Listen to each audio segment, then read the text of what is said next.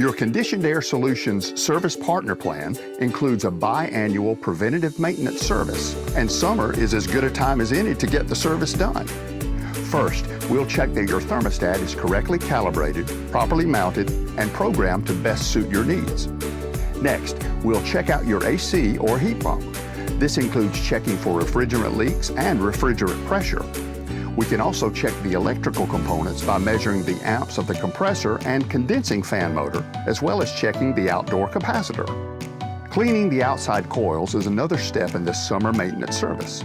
Keeping your coils clean can help keep mold out of your home's air and make your system run more efficiently. Our summer maintenance service includes checking that your ducts are properly insulated and strapped, and the boots and filter box are sealed. We then verify airflow, pressure, and registers. We even check your dryer vent. We then check the condition of your return air filter to see whether it's getting changed often enough. And we'll ask questions about allergies and sinus issues to help determine whether IAQ products might be helpful for your home. If you have a furnace, we'll check all gas connections, the heat exchanger, the burners, and verify you have a carbon monoxide detector.